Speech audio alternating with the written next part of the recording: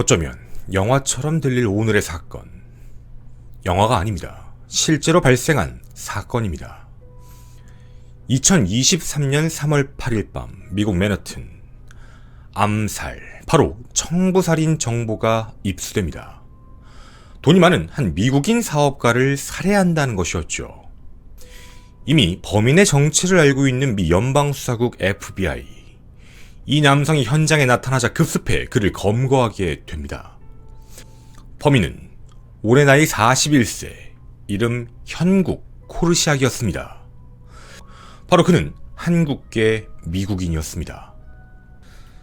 자신은 그런 적이 없다며 발뺌을 하는 코르시악. 그런데 그의 소지품이 뭔가 좀 이상합니다. 권총, 그리고 착수금 25,000달러. 하나 약 3천만 원 정도의 금액이었죠. 그리고 그가 타고 온 차량에선 수많은 범행 도구가 확인됩니다. 그리고 그 안에서 또 하나 나타난 소름 끼치는 물건, 바로 라텍스 마스크였죠. 노인의 얼굴로 가장하여 사람을 살해할 청부살인마. 자신의 인종까지 바꾸려 했습니다.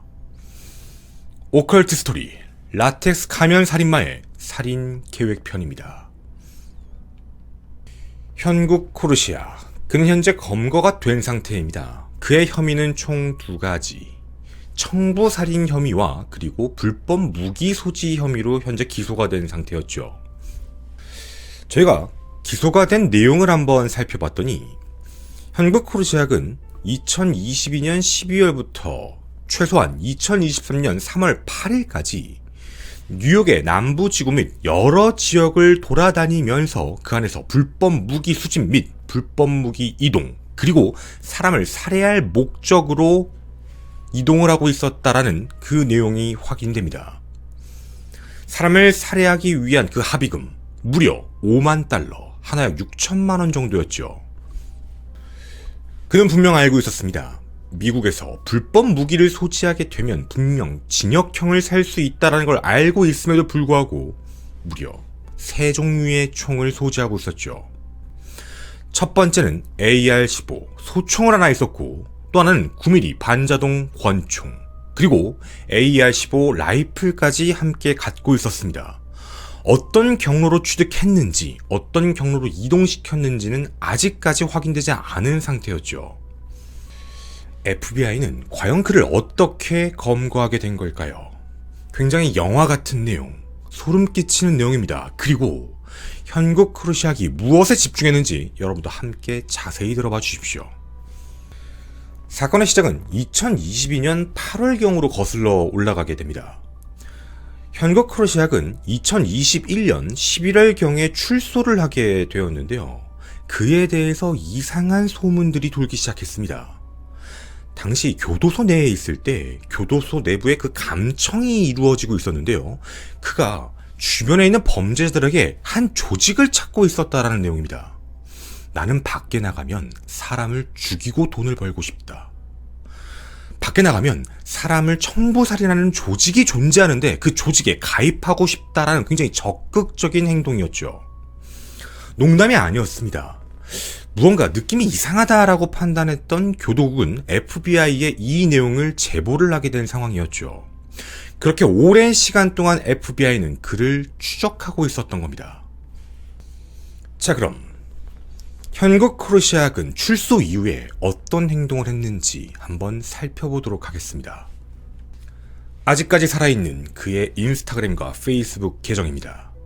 그는 출소 직후에도 계속적으로 조직을 찾아다녔습니다.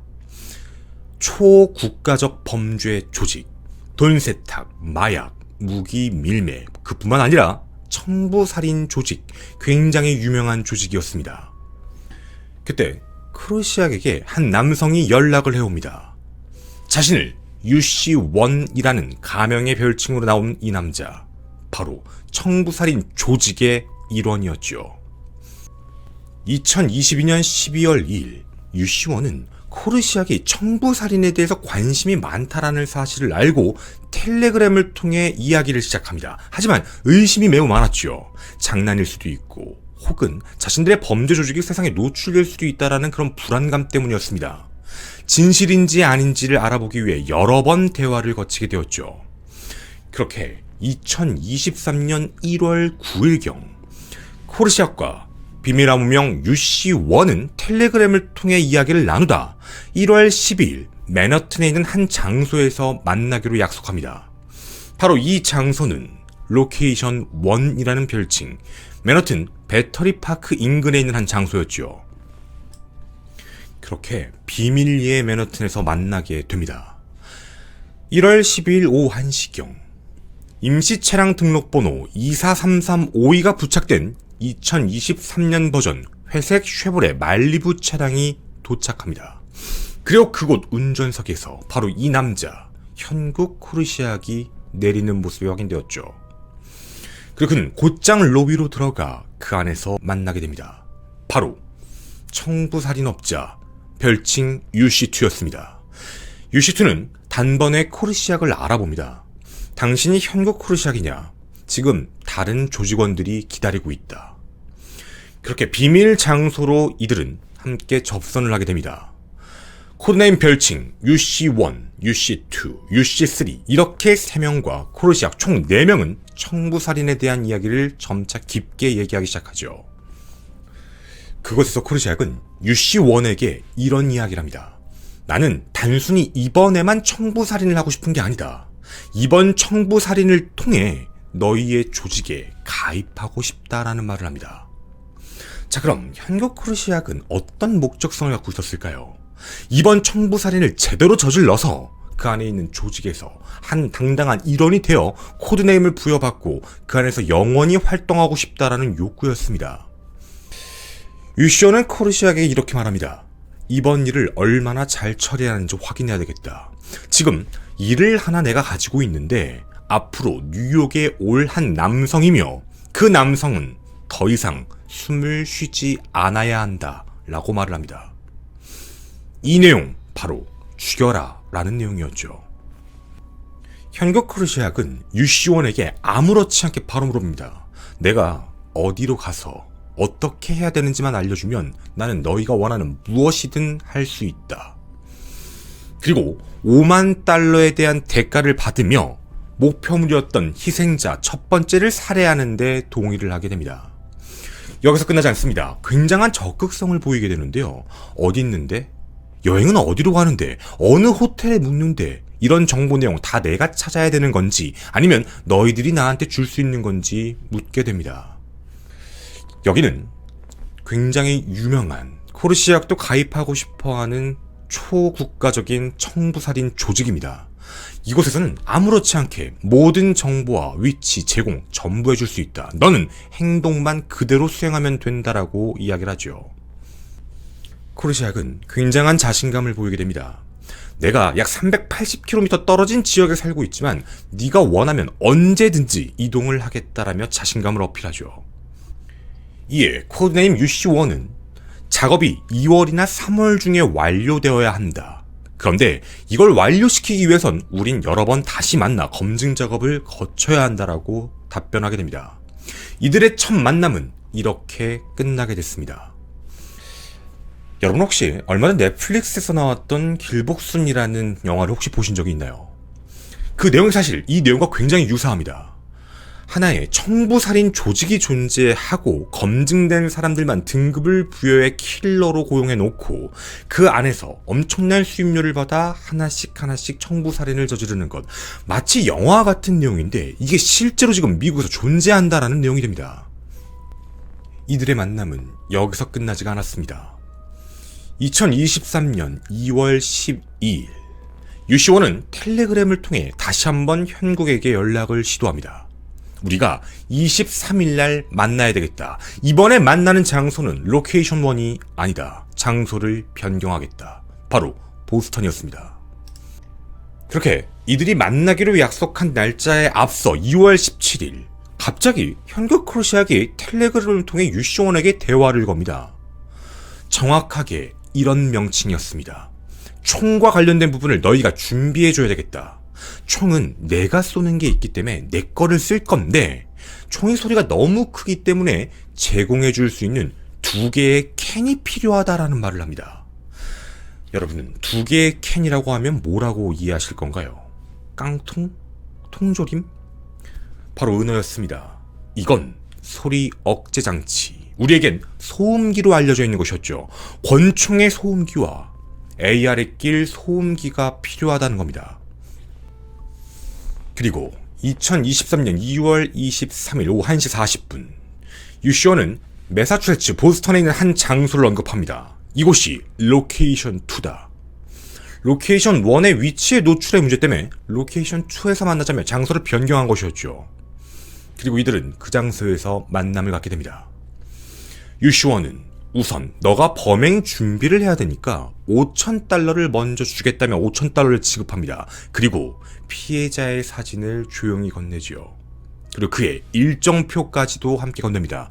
뉴욕에서 어디에 있고 어느 호텔에 묵을 것이다 라는 내용이죠. 그리고 그 내용도 확인이 되었습니다.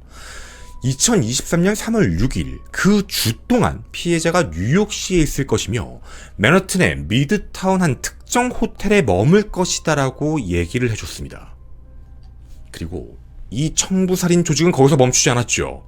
호텔이다 보니까 호텔 내부 사진, 룸 사진까지도 전부 제공을 해줍니다. 정말 사람을 살해하고 그 조직에 가입하고 싶었던 코르시아. 그는 굉장히 더 적극적으로 그리고 깊은 생각을 통해 한 가지의 말을 더 건넵니다.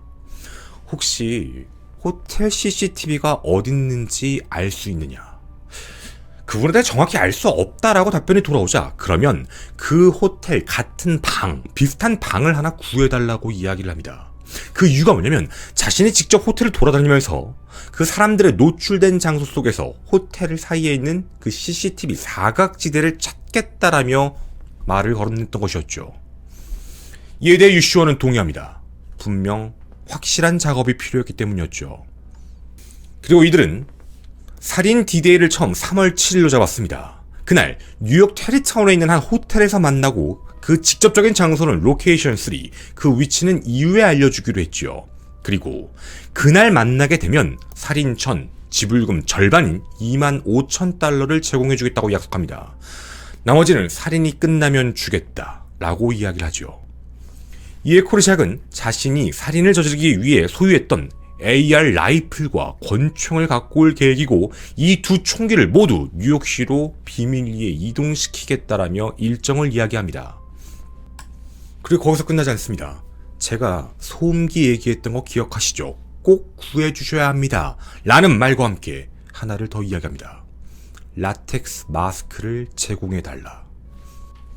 이유가 있었습니다. 두 가지 이유였는데요. 첫째, 자신의 인종적인 특징 때문에 자신이 범행을 저지르고 얼굴이 금방 노출될 수 있다는 두려움.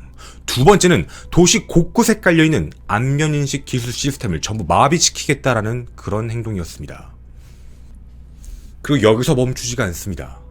당신들은 호텔에서만 살해할 수 있다고 생각하지만 나는 상황에 따라서 차 내부에서도 총을 쏠 수 있다라고 계획을 이야기합니다. 이만큼 현국 코르시악은 어떻게 살인을 저지를지에 대해서 되게 다양하게 생각하며 그 계획을 어필하고 있는 것이었습니다. 잘 보이기 위해서였죠. 만약 그를 밖에서 포착할 수 있다면 차 안에서 살인을 저지르는 것도 상관이 없다. 그런데 그 차는 내 차량이 아니어야 한다. 자동차를 제공해줄 수 있느냐라고 물어봅니다. 청부 살인을 저지를 동안 쓸 차량이었죠. 누구인지 소유도 알 수 없는 추적이 되지 않는 차량. 그 차량을 하나 소개해줄 걸 얘기하며 살인 전 다시 한번 이들은 만나기로 약속을 합니다. 2월 24일 오후 5시 30분 텔레그램으로 한 통의 연락이 오게 됩니다. 원래 살인 디데이로 정해졌던 3월 7일을 3월 8일 미팅으로 이동을 시켰던 거였죠. 이유가 있었습니다. 3월 7일 일정이 뭔가 좀 빠듯하다라는 유시원의 요청이었습니다. 그렇게 시간은 흘러 디데이 일주일 전쯤이었던 3월 2일 유시원은 다시 한번 텔레그램으로 현국에게 이야기를 건넵니다. 네가 얘기했던 라텍스 마스크가 준비됐다. 뉴욕으로 이동해라. 그리고 유시원은 굉장히 무서운 행동을 하기 시작합니다. 당신이 다른 사람들과 올 수도 있고 이 범행에 대해서 어딘가 발설했을 수도 있으니 나는 너를 감시하겠다. 앞으로 UC2가 너에게 연락을 할 거니까 로케이션 1, 바로 그 장소, 처음에 얘기했던 장소로 오되 너 혼자만 와라 라고 이야기합니다. 3월 2일 오후 4시 42분경 정말 현국 코르샥은 현장에 혼자 도착합니다. 로케이션 1에 아무렇지 않게 도착해 UC2와 UC3를 만나게 되죠. UC2는 아무렇지 않게 라텍스 마스크를 제공합니다.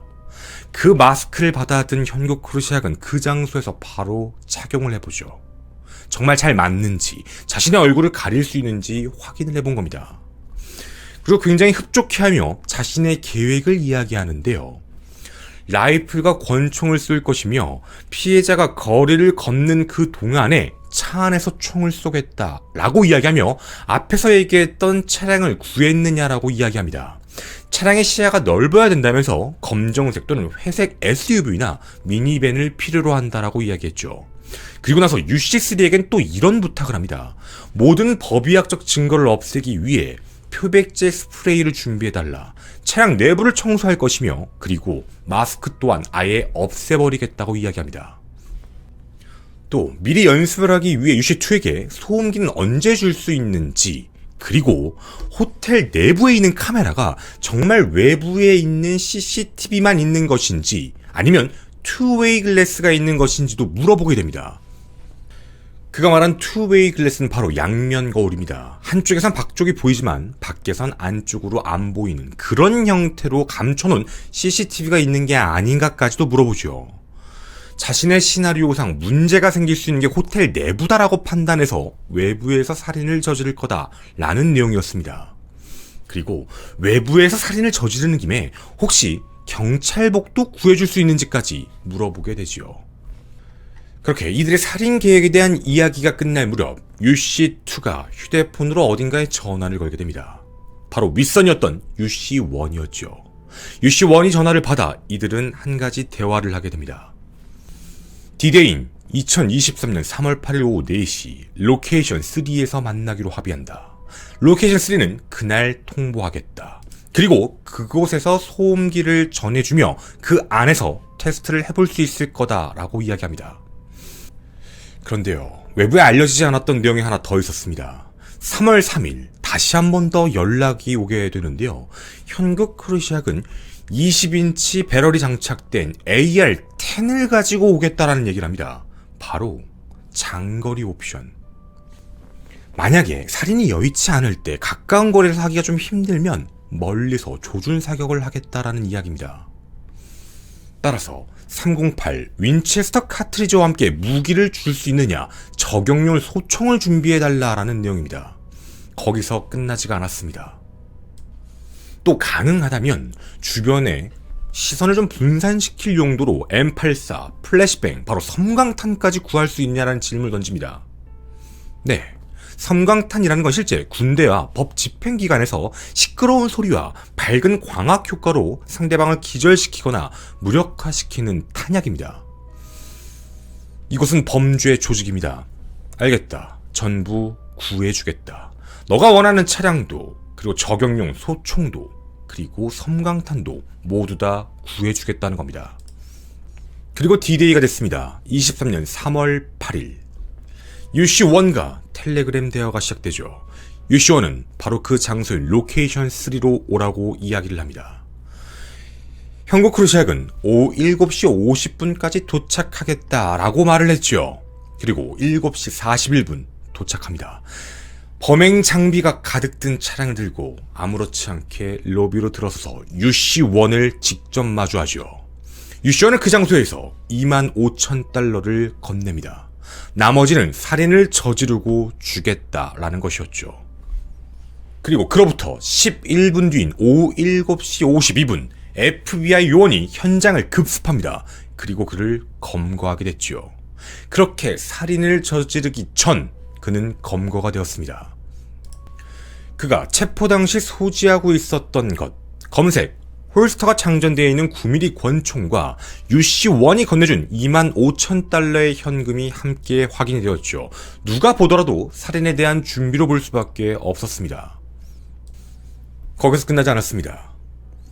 그가 타고 왔던 말리부 차량을 수색하며 더 놀라운 것들을 확인하게 되죠. AR-15 라이플, 또 AR-15, 고스트건, 일련 번호가 없습니다. 자기가 직접 만든 조립한 총에 검은색 9mm 권총이었습니다. 방탄조끼, 다양한 구격의 탄약 수백 발이 함께 확인됐으며 또 라텍스 마스크와 건 스코프, 레이저 조준 기능까지 있었죠. 그리고 고용량 탄창까지 모두 준비해서 차 안에 넣고 왔던 겁니다. 그는 범죄 조직이 준비했던 차량으로 이 모든 장비를 옮겨서 그리고 적용총까지 넣은 뒤 자신이 원하는 상황이 되면 바로 그 피해자를 살해할 목적이었죠. 다행히 FBI 요원이 빠르게 급습하여 실제로 피해자는 발생하지가 않았습니다. 근데 청부살인은 정말 일어날 뻔했던 상황이었죠. 그런데 말이죠. 이 사건엔 한 가지 비밀이 숨어 있었습니다. 빅팀 1, 피해자 1은 실제로 존재하지 않는 사람이었습니다. 정확히 표현하면 피해자 1은 그 호텔에 있지도, 그리고 뉴욕에 있지도, 그리고 세상에 존재하지도 않는 사람이었죠. 앞서 말씀드렸던 UC1, UC2, UC3는 FBI의 비밀 요원 코드였습니다.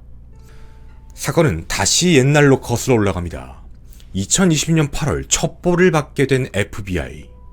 현국 크루시악이 조직을 찾고 있다. 실제 그런 범죄 조직이 있다라는 사실을 알게 됩니다. 그리고 청부 살인에 대한 준비를 하고 있다라는 걸 알고 있었죠. FBI는 그가 원했던 그 조직의 요원인 척하면서 함정 수사를 펼칩니다. 그리고 정말 그가 살인사건을 저지를 수 있을까라며 하나씩 이야기를 던져봅니다. 그리고 정말 돈도 건네보고 마스크도 건네봤지요. 그는 정말 모든 걸 준비해서 현장에 도착했던 겁니다. 그리고 사람을 죽일 준비까지 완전히 끝냈던 거였죠. 증거자료입니다. FBI 특수요원으로서 개인적으로 이 조사에 참여하며 조사 참여, 보고서 및 기록 검토, 다른 법 집행 요원 및 기타 대화들을 이 내용에 서술하고 있으며 진술서의 내용은 상당한 이유를 입증하기 때문에 제한된 목적으로 제출하며 조사 과정에서 알게 된 모든 내용이 다 들어간 건 아니다 라는 FBI의 실제 기록입니다. 그렇게 현재 그는 청부살인 혐의 그리고 총기 소지 혐의로 최대 징역 25년형을 선고받을 수 있는 상황에 처해 있지요. 살인은 발생되지 않았으니 말이죠. 근데 생각해봐야 될 부분이 있습니다. 일단 두 가지에 대한 문제인데요. 첫 번째, 그가 어떻게 이렇게나 많은 총들을 갖고 있을 수 있었을까라는 궁금증입니다. 모든 내용이 외부에 나오지 않았다고 말씀을 드렸는데요. 실제로 그가 범죄 조직에 들어가고 싶어 했던 내용 중에도 자기는 이미 엄청나게 많은 총기를 소지하고 있다라는 사실을 이야기하고 있었습니다. 그 이유는 범죄 기록에서 하나 확인해 볼 수 있었는데요. 2017년 9월 19일경 실제 현국 크루시악은 면허가 실제로 있는 총기 딜러로부터 총을 절도하게 됩니다. 그리고 결국 그 죄로 유죄 판결을 받아 징역 52개월을 선고받았는데 총기가 회수가 안 됐습니다. 당시 뺏은 총기를 가지고 청부살인업자가 될 마음으로 교도소 안에 있었던 거였죠. 해서 2018년 1월 29일부터 2021년 11월 3일까지 교도소에 수감 생활을 하면서 많은 범죄자들에게 혹시 이런 청부살인 조직이 있다는 걸 아는지, 그 이름이 무엇인지, 어떻게 연락을 할 수 있는지를 찾으며 출소 직후 계속적으로 그 시도를 하고 있던 겁니다. FBI는 이걸 그대로 뒀다간 정말 문제가 생길 수도 있다라고 판단, 그를 그 전에 검거하게 된 상황이었죠. 그럼 여기서 남는 두 번째 의문이 있습니다. 정말 미국 내에는 이런 범죄 조직이 존재할까라는 의문입니다. 현국 크루시악이 찾고 있었던 그 범죄 조직이 정말 존재한다면 미국 내에는 특정인에게 어마어마한 금액을 받아 자신들이 소유하고 있는 킬러들에게 돈을 주고 살인을 저지르는 데 있어 어떠한 것도 서슴지 않는 그런 범죄 조직이 존재한다는 내용입니다. 마치 영화의 길복순의 내용과 비슷한 내용처럼 보여지는 대목이죠. 청부살인, 히트맨. 사실 디웹과 다크웹 내에서는 대부분 사기성으로 해서 내용들이 실제가 아닌 경우로 많이 밝혀졌습니다. 하지만 미국 내에서는 아직도 이런 말이 많지요. 사람이 하루에 총기 사고로 사망하는 경우가 몇 건인지 아는가? 그 안에 미제 사건이 몇 건인지 아는가? 사라지는 사람이 몇 명인지 아는가? 대한민국처럼 곳곳에 깔린 CCTV가 있는 것도 아니고 곳곳에 있는 블랙박스가 있는 것도 아닙니다. 시내만 벗어나면 굉장히 도태되어 있는 길도 농촌도 많은 지역. 정말 미국 내에는 이런 끔찍한 범죄 조직이 존재하는 걸까요? 만약 존재한다면 FBI는 여기서 멈추지 않았을 겁니다. 그 뿌리를 찾기 위해 더 깊게 파고들 수도 있죠. 우리에게 라텍스 가면을 만들어서 청부 살인을 저지르다 미수 혐의로 검거된 한 남성. 그 남성이 한국계이기 때문에 더 충격을 주었던 이 사건. 하지만 그보다 더 무서운 사실은 그 나라 안에선 잘하면 청부살인 조직이 실제로 존재할 수도 있다는 내용입니다. 저는 오컬트 스토리의 김원이었습니다. 감사합니다. 네, 뒷이야기를 좀 가보도록 하겠습니다. 뭐 사실 지금 내용 들으시면서 아니 이게 진짜 말이 되냐, 뭐 너무 무슨 영화 보는 것 같다, 뭐 전쟁 장비를 갖고 있는 것도 아니고, 이건 사실 이유가 조금 있는데요.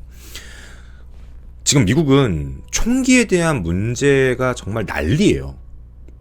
근데 이게 뭐 여러 가지 뭐 내용들도 있어요. 뭐 총기 회사의 로비 때문에 막 안 된다, 뭐 한다, 여러 가지 얘기들도 있는데, 요즘에 막 초등학교 막 총기 난사 사건 계속 발생하고 이러니까 총기에 대해서 제한을 둬야 되는 거 아니냐, 규제를 해야 되는 거 아니냐. 우리나라는 규제가 돼 있잖아요. 그걸 총기를 소지할 수 있는 사람도 있고, 또 하나는 우리나라는 총기를 일정 기간 소지를 하게 되면 이제 뭐 증 같은 걸 발급받으면, 제가 알기로는 일정 기간이 되면 총기를 다 경찰서에 반납해야 되는 시간도 있고 막 이래요. 어쨌든 그런 부분들이 존재하는데, 이제 미국 내에서는 지금 현재는 뭐 미국 월마트만 가도 총기를 살 수 있으니까 총기 소지에 대한 문제가, 총기가 너무 많이 퍼져버렸고, 그리고 고스트건이라고 일련 번호가 삭제된 그런 총기들도 너무 많이 퍼져 있고, 그러니까 자꾸 범죄는 자꾸 일어나는데 막을 수 있는 방법이 없는 거예요. 총기를 이제 규제하겠다고 얘기하면 기존 시민들은 불안한 거예요. 그러니까 이게 참 아이러니한 건데, 이게 뭐 다 그렇진 않겠지만 미국 내에서는 자신의 어린 아이들에게도 총을 쏘는 법을 가르치는 사람들도 있다고 제가 들었거든요. 자기를 보호해야 되고 자기를 지켜야 되니까. 누가 갑자기 가서 총 들고 이러면 자기도 총을 쏴야 되는데, 그거 가만히 있으면 자기가 맞으니까. 그래서 실질적으로는 이 총기 규제를 한다고 얘기를 했을 때, 한편에서는 그럼 누가 우리를 지키냐, 고스트건 다 회수할 것도 아닌데 이걸 내가 어떻게 할 수 있냐, 이런 문제들이 지금도 계속 얘기를 하고 있어요. 그러니까 그리고 얘네들은 총도 만들어요. 그러니까 아무렇지 않아 해요. 총을 만드는 거에 대해서도. 그러니까 이제 일련 번호도 없는 이상한 것들을 만들어주고, 막 3D가 3D 펜 같은 거나 우리 3D 프린터 같은 걸로도 만드는 경우도 있고 막 이러다 보니까 굉장히 좀 위험한 수준까지 올라가 있는, 그 위험 그 이상이겠죠. 이제 그런 상황인데, 뭐 아까 나온 내용 중에 막 총도 그렇지만 어떻게 일반인이 저런 총을 가질 수 있지라는 것도 있겠지만, 뭐 성광탄, 뭐 어떤 거, 이게 이유가 뭐냐면, 사실 뭐 저도 방송에서 많이 얘기하는데 우리나라는 치안이 굉장히 좋은 국가예요. 이걸 사실 부정을 할 수가 없어요. 외국 좀 다녀보시면 아실 텐데, 우리나라가 뭐 사람들이 그러잖아. 우리나라는 탁자 위에 핸드폰이나 지갑을 놓고 화장실에 가도 누구도 안 가져간다, 막 이런 얘기도 하지만, 근데 이상하게 자전거를 훔쳐가죠. 외국은 뭐 그런 건 좀 다른데. 근데 어쨌든 뭐 그런 식으로 해서 우리나라 같은 경우에는 어디에도 CCTV가 있고, 어디에도 사람의 눈에 대한 감시망이 있고, 어디에든 뭐 블랙박스든 다 감시하잖아요. 그런 시스템이 되어 있다 보니까 실질적으로 우리는 좀 일거수일투족에 대한 부분이 누군가에게 노출되어 있고 찍혀 있다라는 부분을 다 이제 인지하고 살고 있어요. 근데 외국은 사실 그런 게 되게 적죠. 그런 게 되게 적다 보니까. 근데 미국에서 이런 범죄와 관련되어 있는, 이런 총기 특히 관련되어 있는 문제에서는 누군가가 확인하고 노출하고, 뭐 CCTV를 통해서 분명히 잡을 수 있을 거야, 뭐 노출될 거야, 이게 되게 어려워요, 실질적으로. 그래서 이게 치안과 관련되어 있는 문제인데, 제가 지금 오늘 좀 영화 얘기를 좀 많이 죄송한데, 영화 중에 신세계라고 있어요. 신세계 영화를 보게 되면 그런 말이 나와요. 조직폭력배가 기업으로 성장해서 대기업이 되게 되면, 그러니까 이걸 제어를 못하면 마피아나 뭐 야쿠자나 사마페처럼 더 이상 경찰이 건드릴 수 있는 게 아니라, 경찰의 제어가 안 되는 게 아니라 경찰과 타협을 내야 되는 조직이 탄생할 수도 있다라는 얘기를 하는데, 그게 실제로 외국에 있는 그런 조직들에 대한 이야기예요. 그러니까 뭐냐면, 경찰 조직과 실제로 그런 조직들 간에는 약간 타협을 하고 살아요. 그러니까 이게 제어가 안 돼요. 그러니까 이들이 갖고 있는, 그러니까 어떻게 보면 치안이, 이게 만약에 경찰 권력이 더 떨어지고 공권력이 떨어지게 되면 여기 이제 뒤집은 나라가 되잖아요. 제가 뭐 어떤 나라로 다 얘기해서 했지만, 뭐 치안 되게 안 좋은 국가들 있잖아요. 그런 범죄 조직이 어떻게 보면 마약과 관련된 뭐 카르텔이라고도 얘기하지만 범죄 조직들이 아예 나를 휩쓸고 다녀요. 경찰이 막을 수가 없어요. 왜냐면 그쪽들은 자기들이 그런 사업을 하면서 번 돈을 가지고 무기 사고 계속 불법적으로 뭘 하고 있는데 돈 사고 해서 막 무기 사고 해서 실질적으로 만약 거기서 이제 그러니까 말 그대로 전쟁 맞아요. 라이브에서도 뭐 얘 전쟁하는 거냐 이러는데 진짜로 그렇게 붙어버리면 전쟁 나는 거예요. 엄청나게 큰 집단 두 개가 붙는 거야. 공권력과 범죄 조직이 거의 동등하거나 더 이상만큼의 능력을 갖고 있기 때문에 이렇게 붙어버리면 난리가 나잖아요. 그럼 시민들이 엄청난 피해를 볼 거고 경제적인 피해가 오기 때문에 더 이상 제어가 안 되면 조율을 하기 시작해요. 이 정도는 하지 말아라. 이건 아니다. 뭐 이런 식 시스템처럼. 그러니까 이런 문제가 끼다 보니까 무섭죠, 사실.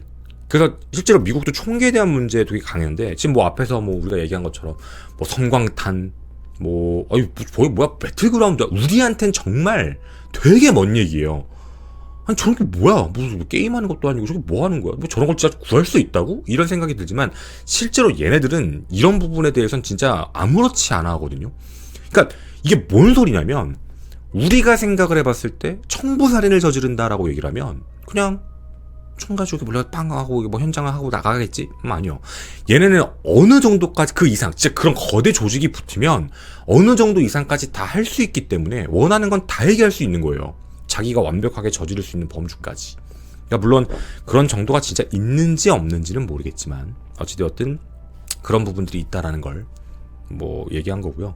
현국 크로시악은 분명히 그런 조직이 있다는 걸 알고 있었고 그 조직에 대한 이름도 공개 안 했어요. 위험하니까.